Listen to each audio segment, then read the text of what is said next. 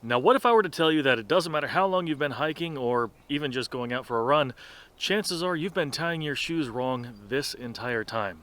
Hi, I'm Adam, this is Go-To Outdoors, and today I'm going to teach you the proper way to tie your shoes to minimize blisters and sprains when you're doing things outside. Okay, so let's go ahead and start with this well-used pair of Ultra Lone Peak 4.5s. I've got a whole lot of miles on these shoes, and you've seen them in my videos before because, yeah, I wore them for a very long time. But it wasn't until recently that I actually knew what to do with them, on really any shoe for that matter. Have you found the difference yet? Okay, fine, I'll go ahead and show you.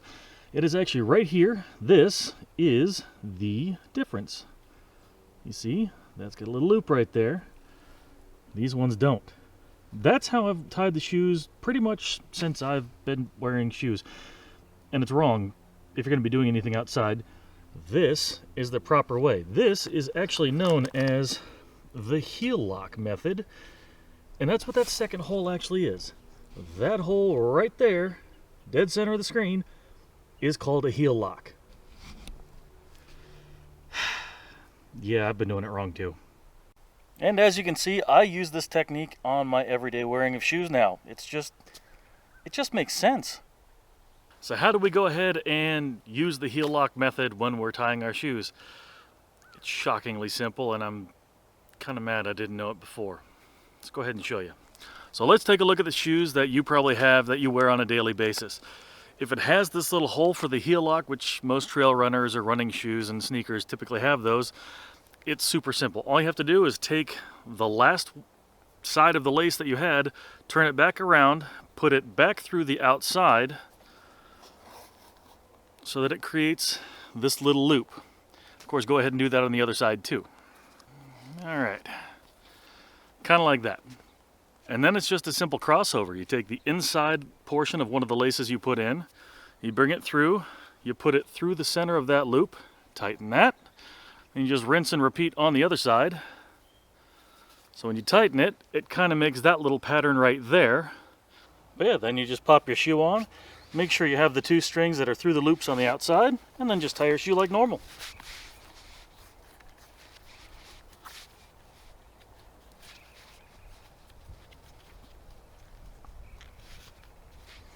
Good to go.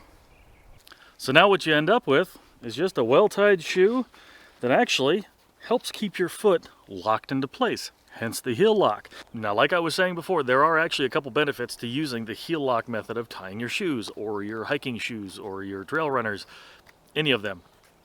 It's there for a reason. The shoe companies put it there because it helps prevent your foot from moving around inside of your shoe. And what I mean by that is, it's not just the front to the back, which if you're on a descent, if you're doing things like that, if the ground happens to be slippery or any of the above, the less your foot moves around inside of your shoe, the less likely you are to get blisters.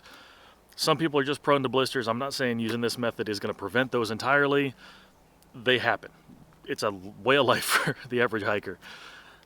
The other thing it tends to do is secure your foot in the bed of the heel, where it should be in the shoe. Now, a lot of hikers, through hikers, even some runners tend to buy shoes that are a little bit larger than they typically wear on a daily basis, because as you go through the effort of hiking over a long distance, your feet are going to grow. That just happens. They either swell up or they flatten out, or you name it. There's a couple different physiological changes that do happen over the long course of hiking or running. And I typically went up a half size over what I usually wear. And because of that, when I wasn't using this method of tying my shoes, I did notice on certain sections of the Appalachian Trail where you're on a lot of rocks, you're kind of walking like sideways a lot. And I would notice my foot slipping out to the side. And long story short, I did roll my ankles severely several times because of that. The worst of which was actually up in Maine, in the 100-mile wilderness, smack in the middle of it, which led to probably my most awesome day off. Even though I was in a lot of pain, it was a cool place to get stuck.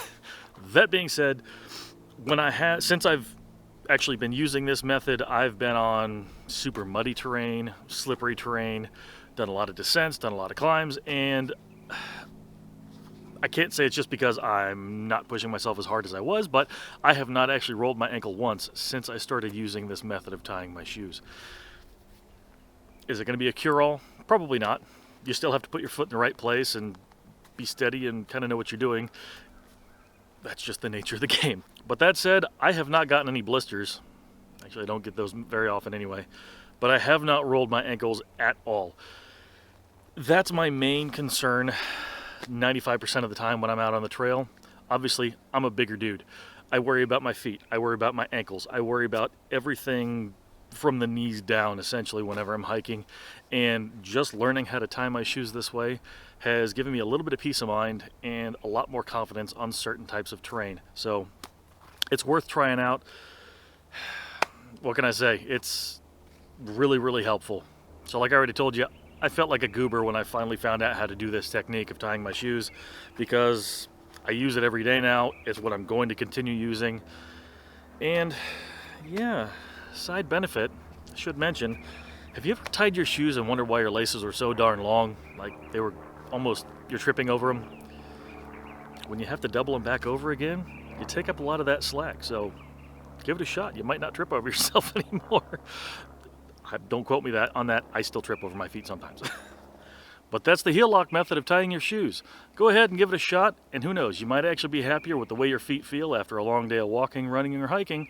And yeah, it might just make life a little bit easier for you. But that's all I got for you today. So like I always say, thanks again for watching. Make sure you find a reason to smile today, and I'll catch you in the next one.